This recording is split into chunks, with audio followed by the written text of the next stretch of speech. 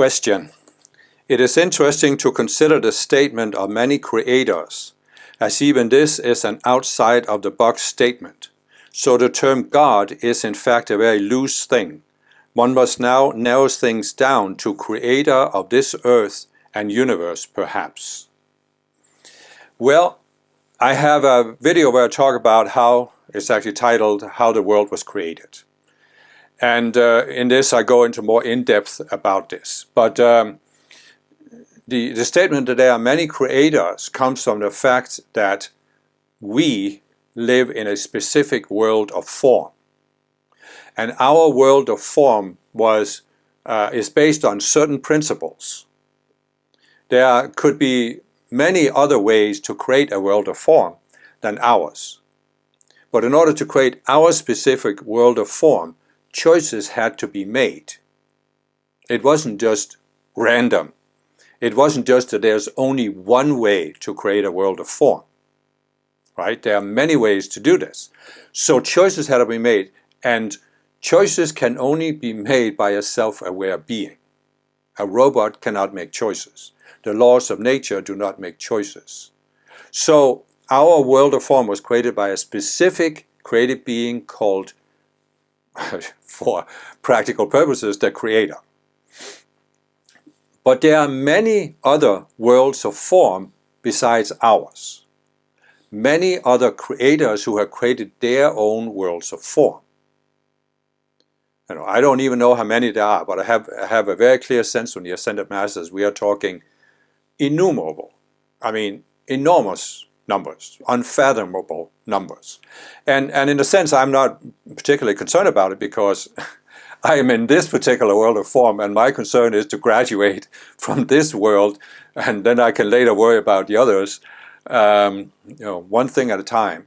But even within our world of form, the term creator can be understood at many different levels, because what the creator has chosen to do, our creator has chosen to do, is to create self-aware extensions of itself and give us free will.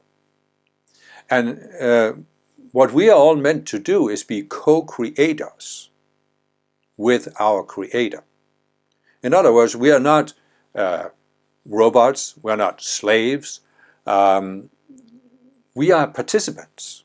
It's a participatory universe that our creator has chosen to create. I'm not saying that's the only way to do it. I don't know. I just know this world of form, and it's clear that it's a participatory universe. So, the question says, the term God is in fact a very loose thing. One must now narrow things down to creator of this earth and universe. So there's one creator that created our entire world of form, or the universe. But it depends on what you mean with universe, because do you with universe mean our entire world of form, or this material universe that we can observe? Because you see the difference here. If we're talking about our entire world of form, there is one created being, the creator. But when it comes to creating the material universe, there's more than one creator. There's a group of beings, ascended beings, that created our particular sphere. And that's what I explained in the other video about how the world was created, that the creator first created one sphere and then sent beings in there to be co-creators with that sphere and raise that sphere up. And then they ascended, and they then are part of creating the next sphere. And this has gone on. We're now in the 7th sphere. So the ascended masters who ascended in the 6th sphere, they are actually the creators of our sphere. And then there is a specific group of ascended masters called the Elohim, a specific Elohim. There are of course many others, but specific Elohim that created Earth. Because it requires very big co-creative powers to create an unascended sphere. But it requires not so big co-creative powers to create a planet.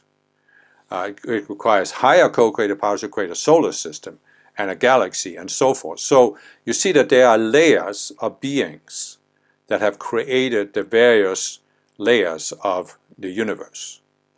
And so it's very true, as the questioner says, the term creator can be understood at many different levels. But what we also need to come to see is that we human beings are also a form of creator, or at least co-creator. Because what you can say is that the ultimate creator is the creator, and all other beings in this world of form, we are co-creators. Even the ascended masters are co-creators with the creator. In fact, you ascend by recognizing that you are a co-creator with the creator. You are not a separate creator who can create anything you want, as if you were the only one who existed. So we human beings are designed to be co-creators. And as I explained in the other video, the Earth was actually created at a much higher level. That's why you have these various ideas from various religions and spiritual teachings that there was originally a higher state that was lost, or paradise lost. And that was because the Earth was originally created in a higher state where people basically didn't have to work to sustain our physical bodies, because whatever we needed to sustain the bodies was just provided by the environment. That's the idea of the Garden of Eden with all the fruits. And then after Adam and Eve were cast out of the Garden of Eden, they had to work at the sweat of their brow to sustain their bodies. And this is a symbol, crude symbol, but it's a symbol for the fact that humankind gradually lowered their collective consciousness and therefore actually even affected the physical planet to the point where we have what we today see as lack of resources and poverty, and we have to struggle against nature and each other and all of this stuff. But all of this was not what was originally created. This is actually what humankind has collectively co-created after they started going into what I call the illusion of separation, using the duality consciousness to define themselves as separate beings. So if the Earth is to change, it is not going to happen by some miracle. It's not going to happen by Jesus returning, rolling up the world as a scroll. It's not going to happen by God manifesting something. The Earth is in an upward spiral right now because many people have raised their consciousness. And it's only the continuation of people raising their consciousness individually and therefore raising the collective consciousness that the Earth is going to change. So we have personally co-created or decreated the current conditions, and they are only going to change by us becoming aware of our true identity, our true role, so we can co-create better conditions. And this is, of course, what the Ascended Masters are working towards. They're working to help us see this. And as I've explained in other videos, there's an Ascended Master called Saint Germain, who is the spiritual overseer for the next 2,000 years. And he has plans for manifesting a golden age on Earth. But that golden age is not going to be manifest by him doing some kind of miracle. It's going to be manifest by millions of people tuning in to the ideas that Saint Germain wants to release on how to bring some aspect of society forward. And many people, of course, have already done that. Many people are doing it without knowing about Ascended Masters or Saint Germain. But for those of us who are spiritual, we have a potential to be more conscious of this process so we can become better at tuning in and receiving these ideas. And that's, of course, the whole point of Ascended Masters giving teachings that you can find on the internet or in books. So, you can say that if you look at traditional religions, that they have given a very, very limited view of the concept of a creator. And this is partly because the consciousness was lower several thousand years ago, and various groups of people around the Earth were at different levels of consciousness, and they couldn't receive a higher teaching.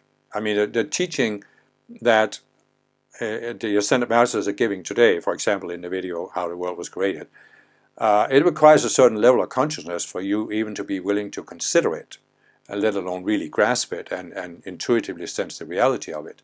And many people are not at that level where they can do this. So that's why you have these more simplified creation myths that people could grasp, several thousand years ago.